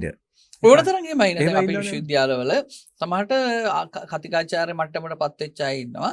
එයා කැමති දරු මල්ලෝ ටික හදාගෙන සාමාන්‍ය මට්ටමින් ඒ කරන්න මේ PhD කරන්න නැත්තම් මහාචාර්ය වෙන්න තරම් ලොකු ඕනකමක් නැහැ. ඕනකමක් නැහැ. ඒ වගේම හාමුදුරනේ ඒක මං කිව්වේ හැම වෙලේම මේ පුද්ගලයා එයාගේ තියෙන ආශාවන් එයාගේ තියෙන කාරණා එයාගේ සතුට සඳහා යොදා ගන්න දේවල් පිළිබඳ අනිත් කෙනාගේ ගෞරවයයි වැදගත්. ඒක යට කරන එක තමයි නරක. දැන් අපි හිතමු තමන්ගේ බිරිඳ හරි ආසයි හාමුදුරනේ පර්යේෂණයක් කරන්න ඒව එළියට දක්වන්න එයා ගිහිල්ලා සමාජයේ වැඩ කරන්න ටීවී එකේ ගිහිල්ලා ඒව ප්‍රකාශ කරන්න එයාගේ අභ්‍යන්තරයෙන් එයා කැමති නම් ඒක එයාගේ සතුට නම් ඒතර ස්වාමි පුරුෂයා මොකද වෙන්න ඕනේ? ඒකට උදව් කරන්න ඕනේ. එයාට ඒකට උදව් කරලා ඒ අරන් ගිහිල්ලා ට්‍රාන්ස්පෝර්ට් කරලා ඒකට සහාය දෙන එක තමයි හාමුදුරනේ මම දකින නූතන අවශ්‍යතාවය. ඒක පිරිමියාද කාන්තාවද කියන එක අදාළ නැහැ. එතෙන්දී අර අනිත් කෙනාගේ සතුට වෙනුවෙන් අනිත් කෙනාගේ කැපකිරීම යටපත් නොකර කැපකිරීම තමයි අද මේ නූතන සමාජයේ මොකද ඔබ වහන්සේ දකින්න ඇති අද අපේ තරුණ ගැවුල් ළමයි ඉගෙන ගන්න හරි කැමතිනේ හැමදෙන්නේ පිරිමි ළමයින්ට වැඩි. ඔබ වහන්සේ කියලා බැලුවොත් විශ්වවිද්‍යාලේ වැඩිපුරම ඉගෙනගෙන ඉන්නේ ගැවුල් ළමයි. රාජ්‍ය සේවයට ගියෝ 75%ක 80ක් ඉන්නේ ගැවුල් ළමයි. කොල්ලෝ ගොඩක් වෙලාවට ලංකාවෙත් නැහැ. හේ පයින්නවා ඉතාලිය යනවා අරේ යනවා මෙහෙ යනවා සමහරලාට ඉගෙනගෙනත් නැහැ. ඒතර දැන් කාන්තා දරුවන් අර අපේ සංස්කෘතිය ඇතුළට ඒගොල්ලන්ට හඳුනේ දේවල් කරගන්න බැරි නිසා ඒගොල්ලෝන්ගේ පෙළඹීම තියෙන ඉගෙන ගන්න පැත්තෙන් උඩට යන. ඒතර පිරිමි ළමයින්ට ගොඩාක් වෙන වෙන ශේෂ්ත්‍ර තියෙන නිසා අර දැන් අනිත් එක අපේ හඳුනේ මෙහෙම වුත් තියෙනවා දැන් පිරිමි ළමයි ඉගෙන ගන්න විදිහයි ගැවුම් ළමයි ඉගෙන ගන්න විදිහයි දෙකක් නේ. අපේ අධ්‍යාපන රටාවල් ගොඩක් හැදිලා තියෙන පිරිමි ළමයින්ට ඉගෙන ගන්න නෙමෙයි ගැවුම් ළමයිට ඉගෙන ගන්න. ඒතර ගැවුම් ළමයි කැමතිනේ තැම්පත් පොත් කියවලා ඉගෙන ගන්න. පිරිමි ළමයින්ට එහෙම බෑ. පිරිමි ළමයි දඟලනවා, ඒ දුවනවා, මේ දුවනවා, පයින්නවා. එහෙමනේ හැමදෙර පිරිමි ළමයි. එතකොට දැන් මම දකින්නේ දැන් ඔතන තියෙන වැඩේ හැමදෙර දැන් අපේ සමාජයේ විග්‍රහ කරනවා පිරිමි ළමයි උගන්වන්න ඉගෙන ගන්න කැමති නෑ කියලා. ඒක නෙමෙයි ඇත්ත. පිරිමි ළමයින්ට උගන්වන්න සිස්ටම් එකට තේරෙන්නේ නෑ. ඒ කියන්නේ අපේ සිස්ටම් එක හැදිලා තියෙන්නේ පිරිමි ළමයින්ට උගන්වන්න නෙමෙයි, ගැවුම් ළමයින්ට උගන්වන්න. ටීචර් කෙනෙක් එනවා තැම්පත්ව ඉන්නවා නිශ්ශබ්ද වෙන්න කියනවා පොත උගන්වනවා. ඉතින් කොල්ලෝ කෑ ගහනකොට ටීචර් ගහනවා. ඒක දැන් අපේ සිස්ටම් හැදිලා නැහැ අපේ හවුතුනේ පිරිමි ළමයින්ට ඇදලා අධ්‍යාපනයට ඇදලා අරගෙන උගන්වන්න. ඉතින් ඒ අර දියුණුව අධ්‍යාපන ක්‍රම නැහැනේ අපිට මේ අපේ රටේ. ඉතින් අන්න එහෙම ගැටලු ගොඩක් තියෙනවා. ඒ නිසා හම්දුනේ දැන් ගැහුම් ළමයි ඒ නිසා මේ අධ්‍යාපනයේ පැත්තෙන් බොහොම ඉදිරියට යනවා. පිරිමි පහලට යනවා. දැන් ඔබ වහන්සේ කියලා බලන්න ඕනම තැනක ආයතනවල දැන් ඉන්නේ කාන්තාව. බැංකුවක ගියත් උඩින් ඉන්නේ කාන්තාව. බැංක් මැනේජර්ස්ලා ගත්තොත් පිරිමි ඉන්නේ ටික දෙනයි. විධායක ශ්‍රේණියේ නේ අපි හඳුනන දැන්. ඒ නිසා මම දකිනවා පාර්ලිමේන්තුවේ තමයි අඩු. පාර්ලිමේන්තුවේ ගන්න නැහනේ. ඒගොල්ලෝ බයයි ඒකට. මොකද කාන්තාව දැන් ඉස්සර අර 150ක කාන්තා නියෝජනයක් දාන්න කොහෙද ඉස්සර තිබුණානේ. ඔය පළාත් සභාවල මම දැක්කා මේ අලුතෙන් එහෙම දැම්මේ නැහැ. නමුත් ඉතින් ඒක නැතුව මම කියන්නේ අපි මේක ගලපන්න ඕන හවුතුනේ. හරි. දැන් අපි දෙන්න මෙච්චරලා කතා කරන්නේ මේ ගෑනුන්ට බය කාන්තාවන්ට බය කතා කළා වගේ එකක් පේන්න තියෙනවා. මට පොඩි ප්‍රශ්නයක් තියෙනවා. ඔබතුමා ගෙදර යන්න මේ බැරි වෙයි කියලා හිතලා මෙහෙම කතා කරාත් දන්නේ නැහැ. දැන් මේ කොළ බැවිලා දවස් දෙක තුනක් ඉඳලා ඔබතුමා මේ වයිල් ලෙට්ටු බලලා යනකොට මට එහෙම ප්‍රශ්නයක් නැහැ නේ. මම ඔබතුමාගෙන් මෙහෙම එකක් අහනවා. බුදුහාමුදුරුවෝ දේශනා කරනවා කාන්තාවන් විනිශ්චයාසනයේ පිහිටවන්න එපා. ඒකෙදි යම් කාරණා දක්වලා තියෙනවා. ඔබතුමා හිතන්නේ ඇයි? දැන් එහෙම බුදුහාමුදුරුවෝ ප්‍රකාශයක් කරේ. දැන් විනිශ්චයකාරවරියෝ ඕන තරම් ඉන්නවා. හැබැයි ධර්මයේ තියෙනවා කාන්තාව විනිශ්චයාසනයේහි පිහිටවන්න එක එච්චර හොඳ නෑ කියලා. ඒක නැගී ආශාවල් වල ලොල් භාවය පිළිබඳව, චපල භාවයන් පිළිබඳව එදා සමාජයේ තිබුණු අදහසක් නිසා වෙන්න පුළුවන්. හැබැයි කාන්තාවක් යම්කිසි අවස්ථාවකදී ඉතා බරපතල අවස්ථාවකදී තීන්දුව తీරන ගැනීමේදී යම් වැරදි තීන්දුව ගත හැකි කියන පූර්ව නිගමනයෙන් සමාජය තුළ තියෙනවා. ඒකට හේතුව මොකක්ද? ඒක හම්දුනේ කාරණා කීපයක් තියෙනවා. පළවෙනි දේ කාරණාව තමයි මං කියන සමාජ භාවය නිසා හදාගන්න කොග්නිෂන් එක. ඒ කියන්නේ අපි හදන ඒ මානසික ව්‍යුහයන්. දෙවෙනි එක තමයි එයාට දැන් අපි හිතමු හම්දුනේ දැන් මේ කාන්තාවක් හැදෙන වැඩෙන පරිසරය ඇතුළේදී එයාට හම්බෙච්ච අත්දැකීම් අර මොලේ සම්පූර්ණ පරිණතිය ලබා ගන්න බැරි නම් දැන් පිරිමියෙකුට තරම් ඒ තරම් ප්‍රබල අත්දැකීම් නැතුව එයාගේ හැදිච්ච වැඩිච්ච රටාව ඇතුලේ අර ආපු ක්‍රමවේදය නිසා සමහර විට එහෙම දේවල් ඔබතුමා වැඩි වැදගත් අදහසක් මේ හිතන්න තියෙන දෙයක් කියන්නේ. ඒ කියන්නේ පුරුෂ පාර්ශවයට හැම තැනකම නියෝජනය කරන්න පුළුවන් සමාජයක් ඇතුලේ. සමාජයෙන් ඔහුට කඩේ පිළේ ඉන්න පුළුවන්, ඉන්න දාන් පුළුවන්. අදින තැන ඉන්න පුළුවන්, ඉන්න යාළුවොත් එක්ක සෙල්ලම් කර තැන ඉන්න පුළුවන්. වෙන්න පුළුවන්. ඒ කියන්නේ ඔහු ඇසුරු කරන සමාජය පුළුවන්. නිදහසේ පිරිමියාව නිදහස් කරනවා. එතකොට ඔහුට ලැබෙන අත්දැකීම් ශේෂ්ත්‍රය තුළ ශේෂ්ත්‍රය. ඔහුට තීන්දුව ගැනීමේ හැකියාව තව වැඩි කියලා ඔබ හිතනවා. කාන්තාව හම්දුන ඊට වඩා ආරක්ෂිතව තාත්තා පස්සෙන් ඉඳගෙන වරියට අරන් ඇවිල්ලා ගේවල් ඇතුලේ දාගෙන හරි බයෙන්නේ අපේ කාන්තාව හදන්නේ හම්දුන. ඒතර ඒගොල්ලන්ගේ අර වගේ තැන්වලදී අපි හිතමු ටිකක් නිකන් ක්‍රිටිකල් ඩිසිෂන් කියලා කියන්නේ ටිකක් ඒ වගේ තැනකදී ඒගොල්ලෝ බය වෙන්න පුළුවන්. දැන් ඒ නිසානේ හම්දුනේ දැන් අර අයියත් එක්ක යන්න අඩු ගානේ මල්ලිත් එක්ක යන්න කියලානේ අපේ කියන්නේ හම්දුනේ දැන්. එහෙනම් අපේ අම්මලාගේ හැමෝගෙම අදහසක් තියෙනවා දැන් අක්කා වුණත් මල්ලිව අරයි යන්න. ඔව්. කියන එකක් අපේ සමාජයේ දෙනවා හම්දුනේ. ඉතින් මට හිතෙන්නේ මේ මොලේ පරිණතියට අවශ්‍ය පරිසර සාධකවලට නිරාවරණය වීමේ ගැටලුවක් පවතිනවා විශේෂයෙන්ම කාන්තාවන්ට. හොඳයි. ඒත් එක්කම කාන්තාවන්ගෙත් අදහසක් තියෙනවානේ, සාමාන්‍ය හැඟීමක් තියෙනවා. ගෙදරක අඩු ගානේ මේ පොඩි ළමයෙක් හරි පිරිමි ළමයෙක් ඉන්නවා. එහෙ අපේ හම්දුනේ. වයසක කෙනෙක් හරි ඉන්න ඕනේ. එතකොට ලොකු ආරක්ෂාවක් තියෙනවා කියන්නේ. එහෙ අපේ. ඒක වැරදිද? ඒක ඉතින් මම නම් දකින්නේ අපේ හම්දුනේ මේ සමාජයේ වැරදි. දැන් එහෙම අපිට එහෙම කියන්න බෑ. දැන් උදාහරණයක් කාන්තාව කොච්චර ඉන්නවද මට හම්බ වෙනවනේ තමන්ගේ පවුල තනියෙන් බලාගෙන ඉන්න. බොහොම ශක්තිමත් කාන්තාව. ඒ වගේම පිරිමි ඉන්නවනේ හම්දුනේ පවුලටම මෙලොවම වැඩක් කරන්න ඇති බීලා පවුල් පිටි විනාශ කරන. ඒ නිසා මං හිතන්නේ ඒව නිකන් අපි පොදුවේ කිව්වට ඒවා හැමතැනටම අපිට යොදා ගන්න බෑ ඒ විදිහට. මම දකින්නේ ඊට වඩා අර මොලේ තියෙන ගුණාත්මක භාවය වැදගත්. ඒ ආරක්ෂාව පිළිබඳ ඒක හැඟීමක් විතරද ඒ? ඒ අපේ පිරිමි හිටියොත් හරි හයියක් තියෙනවා. ඒ අපේ දැන් සමහර කාන්තාව ඉතින් හරි ප්‍රබලව ඉන්නවනේ ගෙවල් ඇතුලේ. සමහරට පිරිමියට වඩා කාන්තාවනේ පවුල රැකලා තියෙන්නේ. ඒ දෙපැත්තම තියෙන හැමදේම අර මං කියන ආපහු අර එන්නේ පෞරුෂයයි මොලේයි. දැන් සමහර කාන්තාව හරි පිරිමින්ට වඩා පෞරුෂය ශක්තිමත්. කිට්ටු වෙන්නේ නැහැ සමහර ලේසි. ඉතින් ඒ නිසා මම දකින්නේ දැන් අපි හිතමු කෙනෙකුට කාන්තාවක් වුණත් දැන් හිතන්නකෝ දැන් උදාහරණයකට දැන් ඔන්න අපේ හැමදෙර දැන් අපේ කාන්තාව ගිහිල්ලා කරාටි ඉගෙන ගන්නවා ජූඩෝ ඉගෙන ගන්නවා දැන් අපිට ටික ටික පළල් වේගෙන එනවනේ. දැන් මම දකින්න අලුත් සමාජයේ අපේ කාන්තා පාසල් වල කරාටි ජූඩෝ මේ වගේ දේවල් කරනවා හැමදෙර. දැන් ඉස්සර සමාජයේ කාන්තාවක් කරාටි කරන්න ගියොත් බයිසිකලයක් පදින්න ගියොත් එහෙම හැමදෙර කොච්චර බාධා කරාද? ගෑල් ළමයිට බයිසිකල් පදින්න හොඳ නැහැ අරවා මේවා කියලා කොච්චර ලිමිට් කරාද?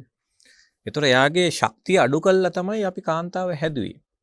ඒතර එයාට අර ඔබ කියන වහන්සේ කියන විදිහට මේ ස්වාධීන වෙන්න අමාරුකමක් ආවා. ඒතර හැම වෙලේම තව කෙනෙක් යටතේ ඉල්ලලා තමයි කාන්තාව තිබ්බේ. ඒ නිසා අර අපි උපමා කරේ පිරිමියා ගහ කාන්තාව වැලක් කියලානේ. හැබැයි ගහේ ස්වභාවය තමයි කඩා වැටුනහම බිමට වැටෙනවා. වැල ලේසියෙන් වැටෙන්නේ නැහැ. වැල ශක්තිමත්. හැබැයි පිරිමියා ගහ වගේ හිටියට කඩා වැටුනොත් බිමටම වැටෙනවා. දැන් මෑතක අර පොලිස් නිලධාරියෙක්ගේ අතින් ඝාතනය වෙලා බෑග් ගිහේ අවසන් ගමන් ගියේ කාන්තාවක් පිළිබඳව වාර්තා වුණ අවාසනාවන්ත සිද්ධියක්. හැබැයි ඒ වගේම සිද්ධියක් වෙන්න තිබුණ එකක් බුද්ධ කාලේ අපිට මතකයි අර සත්තුක කියන හොරා කසාද වැදපු සිටු දියණිය අන්තිමට ඔහු ඇයව ප්‍රපාතයට හෙලන්නට සූදානම් වෙන වෙලාවේ කන්ද මුදුනට අරන් ගිහිල්ලා. ඇය තමන් ප්‍රඥා සම්පන්නව කටයුතු කළා ඔහුව ප්‍රපාතයට හෙලනවා. බුදුහාරෝ දේශනා කරන්නේ යන්තම් මේ ඒ බඳු කාන්තාවගේ මනස පිළිබඳව නසෝ සබ්බේසු ඨානේසු පුරිසෝ හෝති පණ්ඩිතෝ ඉත්තිප පණ්ඩිතා හෝති තත්ත විචක්කනා. හැමතැනම පුරුෂයාම පණ්ඩිතයා වෙන්නේ නැහැ. ඒ තැන විමර්ශනශීලීව විචාරාක්ෂම යමෙක් කටයුතු කරනවා නම් ඉත්තිපි පණ්ඩිතා හෝති ස්ත්‍රියද පණ්ඩිත වන්නීය. විචක්ෂණව කටයුතු කරනවා නම් අන්තිමට ඇය රහත් මෙහෙණින් වහන්සේ බව නමක් බවට පත් වෙනවා. එතකොට එතනදී බුදුදහම එතන සිද්ධ වෙච්ච සිද්ධිය තමන්ට සිද්ධියට මුහුණ දෙන්න සිද්ධ වෙච්ච ආකාරය පිළිබඳව ඇයගේ මුහුණ දීම පිළිබඳව අගය කරනවා. බුදුරජාණන් වහන්සේ අගය කරනවා. එතන කරන්නේ ඇය මිනිමැරීමක් තමයි. හැබැයි උන්ට ඇය රහත් තෙරණියක් බවට පත් වෙන්න තරම් වාසනාවන්ත තැනැත්තියක් වුණා. ඒ නිසා අර අද වර්තමාන කාන්තාවන්ට උනත් අපි කියන්නේ තමන්ට ගහන්න පිරිමියට කැත්තෙන් උදැල්ලෙන් කොටන්න කියන එක නෙමෙයි. නමුත් ඒ වුණාට ඇගේ ආරක්ෂාව පිළිබඳව ඇය අවාසනාවන්ත විදියට පිරිමියෙක්ගේ කේන්තිය හෝ සැකය හෝ තමාගේ මරණය වෙත හේතුවක් බවට පත් නොකර ගන්නට ඒ සමාජයේ සකස් වෙන්න ඕන නේද? ඒ කාන්තාවට අවශ්‍ය කරන කාන්තාවගේ හැඟීම්, කාන්තාවගේ හැකියාවල් ඒ වගේම ඒ බඳු අවස්ථාවකදී අපි හිතමු ඔබතුමාටත් දුවෙක් ඉන්න පුළුවන්.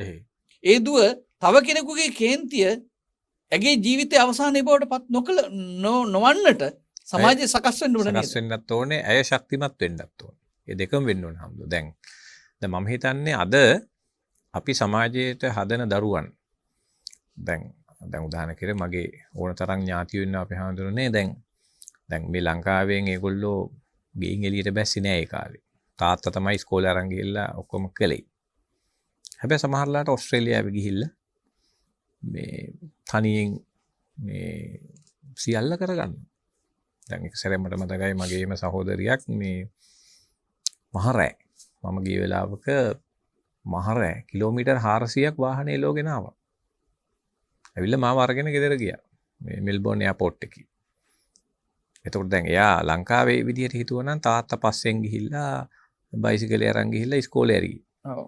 ඒ කියන්නේ හැමදෙරෝ දැන් අපිට මේ ඕන පරිසරයකට හැඩ ගැහිලා වෙනස් වෙන්න පුළුවන්. ඒ නිසා දැන් මම විශේෂයෙන් කතා කරන්නේ අපේ ඉන්න කාන්තාවන්ට ඒගොල්ලන්ගේ වෙනස් වීමේ ධාරිතාවය වැඩි කරගන්න එකේදී පිරිමියා ඒකට උදව් කරන්න ඕනේ. ඒක තමයි මම හිතන කාරණා. අපි හිතමු දැන් පවුලක සාර්ථකත්වය සඳහා පිරිමියා සහ කාන්තාව දෙන්නගේම දායකත්වය වැදගත්නේ අපි හඳුන්වන්නේ. ඔව්. දැන් අපි හිතමු පිරිමියා ආර්ථික වශයෙන් උපයන මුදල් ප්‍රමාණය මදි නම් කාන්තාවට යම්කිසි හැකියාවක් තියෙනවනේ ඊට වැඩියෙන්. ඒතර පිරිමියා කාන්තාවටත් උදව් කරලා ආර්ථික වශයෙන් ශක්තිමත් වෙන්න පුළුවන්. ඒතර එහෙම දේවල් අපිට කරන්න පුළුවන්. ඒතර දෙන්නම එකතු වෙලා දරුවෝ බලන්න පුළුවන්. දරුවන්ගේ වැඩ බෙදාගෙන කරන්න පුළුවන්. මේ දරුවෝගේ වැඩ අයිති කාන්තාවන්ට. එහෙම කතාවකට අපි යන්න හොඳ නැහැ. පිරිමින්ට අයිති අර ඔබාන්සේ කිව්වාගේ මේ ටික. එහෙම නෙමෙයි. අපිට මේ භූමිකා ඒ තියෙන අවස්ථාවන්ට ගලපගෙන යන්න ඕන. හිතන්නකො දැන් තමන්ගේ භාර්යාව වැඩට ගිහලා එන වෙලාවක පරක් වෙන වෙලාවක ස්වාමියාට පුළුවන් වෙන්න ඕනේ එදා කෑම ටික හදන්න. නැත්තම් භාර්යාව ඇවිල්ලා මහරෑ දැන් මේ නෝන ඇවිල්ලා කණ්ඩත් නෑ අපිට කියලා මුළු ගෙදරම කට්ටිය බලන් ඉන්නවා. ඒ පාර අර නෝන රෑ ඇවිල්ලා ආයි උයලා ආයි පාන්දර උයලා. ඒතර එහෙමනේ රටාවකනේ අපි හඳුනන මේ පෞල් පීඩිතව දුවන්නේ. අපිට නෝන මහත්තයාට කෝල් එකක් දීලා කියනවා අද මට ටිකක් පරක්කුයි ඔයා ටිකක් උයන වැඩ ටික ලෑස්ති කරන්න. මං ආපු අන්න එහෙම හඳුනන මේ භූමිකා නියත කරගන්න නැතුව මේ භූමිකා එකේ අවස්ථාවන්ට ගලපගෙන මාරු කරගෙන යන ක්‍රමයක් තමයි මං හිතන්නේ අද සමාජයට ගැලපෙන්නේ කියලා. දැන් මේ අපි සංස්කෘතික වශයෙන් භූමිකා නියත කිරීම තමයි ගොඩාක් පවුල් වලට අර්බුද වලට හේතු හැටියට මම දකින්නේ හඳුනන. මේවා මේ අවස්ථාවන්ට බෙදා හදා ගන්නවනේ. දැන් අපි හිතමු තව දවසක කාන්තාව යනවා මල ගෙදරක. පිරිමියා කියනවා රයිට්. දැන් අපි එහෙම යන්නේ නැහැ. දැන් සමහර කාන්තාව ඉන්නවා ඩොක් මට ඇවිල්ලා ඩොක්ටර් අපේ මහත්තයා කැමති නැහැ. එයා නැතුව කොහෙවත් අපි තනියෙන් යනවට. ඉතින් මල ගෙවල් 3-4ක ගිහිල්ලා නැතුව හෙන චෝදනා. ඒතර හැමෝටම කාන්තාවට පුළුවන් නේ මහත්තයා අද වැඩ ඒ නිසා මම ඇවිල්ලා ගියා. නමුත් සමහර පිරිමියකට කැමති නැහැ හැමෝටම. දැන් පිරිමියා නියෝජනය නොකරන තැනට කාන්තාවට යන්න දෙන්නේ. අන්න එහෙම හරි ගැටුමක් තියෙනවා අපේ හැමෝටම. තාම අපේ මිනිසුන්ගේ ආකල්පවල අපි මෙහෙම කතා කරාට මේ එලි සමාජයේ අන්න එහෙම යටපත් කරගෙන ජීවත් වෙන ගතියක් තියෙනවා. ඉතින් මම හිතන්නේ මේ භූමිකා බෙදා හදා ගන්න ඕනේ. ඒතර මහත්තයයි නෝනයි කතා වෙලා බෙදා හදා ගන්න ඕනේ. හැබැයි දැන් ගොඩක් තැන්වල එහෙම තියෙනවා හැමෝටම. දැන් සමහර තැන්වල මහත්තයා පිටරට ඉන්නවා නෝන පවුල අදිනවා තනියම. ඒ වගේ තැනුත් තියෙනවානේ. ඒතර මේ පැත්තෙන් නැන්දම්ම කෝල් දෙනවා මෙන්න මෙයා දැන් මෙහෙම කරනවා හැම දෙයක්ම කළොත් මහත්තයා කඩාගෙන එනවා. දැන් මට එහෙම ඒවත් හම්බෙලා තියෙනවා. මෙහෙම පණිවිඩ යනවානේ මෙන්න මෙයා සීමාව ඉක්මව යනවා කියලා. ඒතර මහත්තයා හරි ඉඳලා කඩාගෙන එනවා පිටරට ඉඳලා. ඉතින් ඔන්නෝම හවුදුනේ අර මං කිව්ව එකයි අර භූමිකා නියත කරන්නේ නැතුව. භූමිකා අර අපි කියන්නේ කොන්ක්‍රීට් කරන්නේ නැතුව අවස්ථානුකූලව අපි දෙගොල්ලම ලෑස්ති වෙන්න ඕනේ මේ වැඩවලට. ඔය දැන් අපි ගලාගෙන යන සාකච්ඡාවේ මේ පැත්තට වඩා වෙනස් දෙයක් මම අහන්නද පුතේ. ඒ අපි හම්. දැන් පිරිමි හැම වෙලාවෙම හොයන්නේ ලස්සන කාන්තාවක්. ඒ අපි හම්. අපි කාන්තාව මේ හැන්සම් පිරිමියෙක්ම නෙමෙයි හොයන්නේ. සමහරට ලස්සනම කෙනෙක් කියන අර්ථයට වඩා ඒ බලන වෙනත් ලක්ෂණ තියෙනවා. ඒ එහෙම බලන්නේ ඇයි? ඒක හැමදෙරේ ඊට වඩා මට හිතෙන්නේ ජීව විද්‍යාත්මක කාරණාවක්. දැන් ඒක මම දකින්නේ පිරිමියා සහ කාන්තාවගේ ලිංගික චක්‍රය වැඩ කරන විදිහේ වෙනසක් තියෙනවා. දැන් ඒක හැමදෙරේ දැන් පිරිමියාගේ ලිංගික චර්යාව එයා හැඟීම් ඇති කර දැන් උදාහරණයක් අපි ගත්තොත් හැමදෙරේ දැන් බල්ලෙක් ගන්නකො දැන් බල්ලෙක්ගේ ලිංගික හැසිරීම චර්යාව දැන් බල්ලෙක්ගේ පිරිමි බල්ලගේ හාමුදුරුවනේ ලිංගික චක්‍රය හැම වෙලේම සක්‍රියයි. හැබැයි කාන්තාවගේ කියන්නේ බැල්ලියෙක්ගේ ඒ එක කාලයකට විතරයි හාමෝනේ අර ෆෙරමෝන් කියනව නිකුත් කරන්නේ. එතකොට ඒ ගඳ එනකොට තමයි බල්ලගේ ලිංගික චක්‍රය සක්‍රිය වෙලා බැල්ලි දිශාවට ඇදෙන්නේ. ඒක හරි අමුතු එකක් බල්ලන්ගේ ලිංගික චර්යාව. ඒ වගේ හාමුදුරුවනේ මිනිස්සුන්ගේ ඒ ලිංගික චර්යාවන් පිරිමින්ගේ ලිංගික චර්යාව එයා ඒ කාන්තාවගේ ඒ හැඩවලට තමයි අපේ හාමුදුරුවනේ ආකර්ෂණය යන්නේ.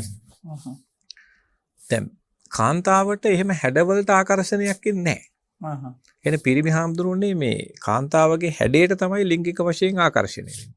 ඒ නිසා තමයි පිරිමි හැඩ දිහා බලන්න පටන් ගන්නේ. කාන්තාව වැඩි හරියක් කාන්තාව ඊට වඩා ආරක්ෂාව දැන් කාන්තාව මේ ලිංගික හැඟීම් මත පිරිමියෙකුට ඇදෙනව නෙමෙයි හඳුන්වන්නේ. ඒගොල්ලන්ට තියෙන ආරක්ෂාව, ඒගොල්ලෝ ගැන ආදරය, ඒගොල්ලන් අන්න එහෙම සයිකොලොජි එකක් තමයි ඒගොල්ලන්ගේ තියෙන්නේ. ඉතින් සාමාන්‍ය සමාජයේ වැරදිම අර්ථකථන වලට එනවා මේ ගස්වල සල්ලි තියෙනවා නම් ගෑනු ළමයි වඳුරන්ටත් කැමති වෙයි කියලා. ඉතින් ඒ කියන්නේ මේ මනෝභාවය නොතේරුම් ගන්න ගමනේ. එහෙමයි හොඳයි. ඒ කියන්නේ අය ආරක්ෂාව තමන්ගේ පවුලෙන් නඩත්තු කරන්න ඉතින් පුළුවන්. ඒ ගොඩක් දුරදිග බලනවා. රූපේ විතරයි රූපෙන් සියල්ල කරන්න බැරි බව අය දන්නවා. දන්නවා. හැබැයි පිරිමින්ගේ මූලික ආකර්ෂණය අර විදිහේ ලිංගික එකක් ඒක. මොකද පිරිමියා හදලා තියෙන හාමුදුරුවනේ මේ විදිහේ සමාජ භාවයක් කරන් යන්නනේ. දැන් යාට අවශ්‍ය දැන් සබහා ධර්මයේ අදහස හාමුදුරුවනේ වර්ගය බෝ කිරීමනේ. ඒතර වර්ගය බෝ කිරීම වෙනුවෙන් අපි මේ මොටිවේෂන්ස් හදලා තියෙන්නේ. ඒතර පිරිමියා අර විදිහට බලන්නේ ඒකයි රූපේ දිහා, හැඩ දිහා, යාගේ මේ අංගපසංග දිහා බලලා යම්කිසි ලිංගික උද්දීපනයක් ලබන්න තමයි පිරිමි උත්සාහ කරන්නේ. හොඳයි. ඒ වුණාට සමාජයේ ගොඩක් අය කියන්නේ ගොඩක් මෝඩ තීන්දුව ගන්න ගෑනු ළමයි කියලා. වැරදි තීන්දුව ගන්න මෝඩ තීන්දුව ගන්න ගෑනු ළමයි. ඒ නිසා හැම ගිහිල්ලා තමන්ගේ ජීවිතේ අමාරුවේ දා ගන්නවා කියලා. ඒකට හේතුව හැමදෙරේ මම දකින්නේ අර පරිණත භාවය නැති එක. අර ගෑනු ළමයි ගෙවල් ඇස්සේ දාගෙන ඉඳලා ඔය හින්දි චිත්‍රපටි අරව මේව නවකතා ටික කියවන් ඉඳලා ඒගොල්ලන්ට ලොකු පරිසර අත්දැකීම් නැහැ. ඒතර අර කවුරු හරි හම්බෙන කෙනත් එක්ක ඒ අදාළ තීරණ ටක් ගාලා ශනිකව ගන්නවා. හැබැයි අපි ගැහැණු ළමයෙක්ව සකස් කරොත් හොඳ පරිණත භාවයක් සහිතව හොඳ සමාජ පරිණත භාවයක් එක්ක ඔය කියන ප්‍රශ්නේ ඉන්නේ හැමදෙම. දැන් ඒගොල්ලන්ටත් යම්කිසි සමාජ පරිණත භාවයක් දෙන්න ඕනේ. මේ සමාජයේ මිනිස්සු මෙහෙමයි, හැසිරෙන්නේ මෙහෙමයි, හිතන්නේ මෙහෙමයි. ඒතර අපේ රටේ හැමදෙරේ මේ ගැහැණු ළමයි හදා වඩා ගන්නකොට ඒ සීමා ගන්න ඕනේ ඒවා. ගෙවල් ඇස්සේ අර මං කිව්වේ. ඒතර ඒගොල්ලන්ගේ පරිණත භාවය හරි අඩුයි. ඒතර මේ ඉස්සෙල්ලාම දකින්න පිරිමි ළමයෙක්ගේ මේ කොණ්ඩේ ඩියුලැක්ස් බල්ලා වගේ එකක් තිබුණොත් එහෙම දැන් ෂෝක් අයියා කියලා ඕන් දැන් කැමති වෙලා යනවා. ඒතර බලනකොට කොණ්ඩේ විතරයි ඒ ළමයාගේ තියෙන්නේ. ඉතින් එහෙම අර හාමුදුරනේ ගෑවල් ළමයි අර පරිණත භාවය අඩු නිසා ආකර්ෂණය වෙනවා ටක් ගාලා. රැවටෙනවා පව් ඉතින් ඒ ළමයි ඉතින්. ගොඩක් තමයි රැවටෙනවා හාමුදුරනේ. ඒ බාහිර දේවල් එක්ක. අපි වැඩසටහන අවසාන තැනට ඇවිල්ලා තියෙනවා අද දවසේ. හොඳයි වෛද්‍යතුමනි අපි යෝජනා කරමු කාන්තාවන්ට.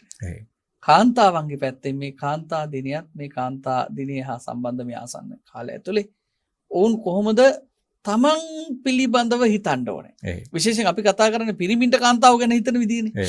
ඇයට තමා පිළිබඳව කොහොමද හිතන්න ඕනේ? ඇය කොහොමද තමාව පවත්වා ගත යුත්තේ කියලා ඔබතුමා දෙන උපදේශය මොකක්ද? මම හිතන්නේ හැමදෙරේ කාන්තාවන්ටත් විශාල විභවයක් තියෙනවා පිරිමි හා සමානව. එතකොට ඒවා යටපත් වෙලා තිබේ නම් ඒ විභවයන් අපි පවුලේ සුභසිද්ධිය සඳහා රටේ සුභසිද්ධිය සඳහා භාවිතා කරන්න පුළුවන් නම් ඒ ගැන හොඳ අවදි බවක් හදාගෙන අපි ඒවා මතු කරගන්න. ඒ කියන්නේ තමන්ගේ පවුල විශාල අවුලක් කරගන්න නැතුව ඒවා කඩා බිඳ දන්නේ නැතුව ඒක බොහොම සුහඳව ස්වාමි පුරුෂයත් එක්කත් කතා බහ කරලා අර ඔබ පීඩා විඳින්න නැතුව ඒ විභවයන් මතු කරගෙන ඔබේ ජීවිතේ වඩා උපවත් කරලා ඒක දරුවන්ට යහපතක් සමහරට රටට ඒකෙන් ප්‍රයෝජනයක් වෙනවා. දැන් අපේ දැන් මම දකින්න එක කාන්තාවක් හාමුදුරනේ ඔය වගේ එයාගේ මහත්තයාව දාලා ගියාම එයාට ආපු ශක්තියෙන් අද ලංකාවේ ඉන්න විශාල ගාමන් දෙකක අයිතිකාර නෝන කෙනෙක්. නමුත් එයා මට කිව්වා මට මෙහෙම හැකියාවක් තියෙනවද කියලා ડોක්ටර් මට දැනුනේ මහත්තයා දාලා ගියාම කියලා. ඉතින් ඒක හරි ලස්සන කතාවක් දැන්. එතකොට එයා දැන් බොහොම ඇවිල්ලා එයා මාව හම්බුනේ එයාගේ දරුවෙක්ගේ පොඩි ගැටලුවකට. නමුත් මේ කාන්තාව හරි ශක්තිමත් මේ ස්කිලු දෙය එයා කියනවා මොකුත්ම මට තිබුණේ නැහැ. මහත්තයා මාව දාලා යනකොට. හැබැයි දාලා ගියකින් තමයි එයාට මේ ශක්තිය ආවේ. ඒ ශක්තිය තිබෙන බව එයාට දැනුනේ. පස්සේ එයා පොඩියට මහාන මැෂින් දෙකක් දාගෙන එතනින් පටන් අරගෙන දැන් විශාල ගාමන් ෆැක්ටරි දෙකක් අයිති. ඒ වගේම පුරුෂ පාර්ශවයේ ඇය දෙස බැලිය යුත්තේ කෙසේද කියන එකත් ඔබතුමාට මේ වෙලාවේ ඒක හාමුදුරුවෝ දැන් මම මේ විශේෂ වැඩසටහනකුත් මට රජයෙන් ආරාධනා කරලා තියෙනවා මේ 12 වෙනිදාට. අතිශයින්ම පිරිමින්ට පමණයි මාතෘකාව. ඉතින් මම හිතනවා මම දකින්නේ හාමුදුරුවනේ දැන් පිරිමි කාන්තාව දෙස දැකිය යුත්තේ කාන්තාවද රටේ සහ පවුලේ දායකත්වයට යොදා ගන්න පුළුවන් හොඳ සාර්ථක කෙනෙක්නේ. එතකොට පිරිමියා සහ මේ පිරිමියා කාන්තාව දෙස එයාගේ තියෙන විභවයන් මතු කරන්න, එයාව සතුටින් තියන්න, එයාව විනෝදයෙන් තියන්න අවශ්‍ය උදව්ව ලබා දෙන එක තමයි මට හිතෙන්නේ හාමුදුරනේ පවුලක් ගෙනියන්න තියෙන හොඳම විදිය. ඒ දැන් කාන්තාවව යට කරගන්න නැතුව එයාගේ තියෙන විභවයන් පවුලේ මූලික විහුවට හානි නොවන පරිදි මතු කරගන්න ස්වාමියා ගෞරවාන්විත උදව් කරනවා නම් මට හිතෙනවා කාන්තාව සහ පිරිමි මේ දෙගොල්ලොම මේ පවුලේ කියන එකේ සත්‍ය සතුට විඳිමින් ඒගොල්ලන්ට හොඳ සාර්ථක පවුලක් යන්න පුළුවන් හාමුදුරනේ මේ එකිනෙකා යට කරන්න උත්සාහ කරන්නේ නැත්තම්. ඔබතුමාගේ යෝජනාව තමයි ඇය සතුටින් ඉන්නවා නම් පවුල සියලු දෙනා සතුටින් ඉන්න පවුලක් බවට පත් වෙනවා. හොඳයි. වෛද්‍යතුමනි අදට අපිට අපේ වැඩසටහන නිමා කරන්නට වෙනවා. වෙනදා වගේම අදත් අපේ සසර දනම වැඩසටහන සුපෝෂණය කරේ ජේෂ්ඨ මනෝපදේශක මනෝචිකිත්සක වෛද්‍ය චමින්ද වීරසිරිවර්ධන මැතිතුමන් වැඩසටහන සම්බන්ධ වෙච්ච සියලු දෙනාටමත් ඒ වගේම අපේ බෞද්ධ කාර්ය මණ්ඩලයේ සියලු දෙනාටත් තුනුරුවන්ගේ සරණින් සියලු යහපත උදා වේවා කියලා ආශිර්වාද කරනවා. හැම දිනාටම තෙරුවන් සරණයි. තෙරුවන් සරණයි.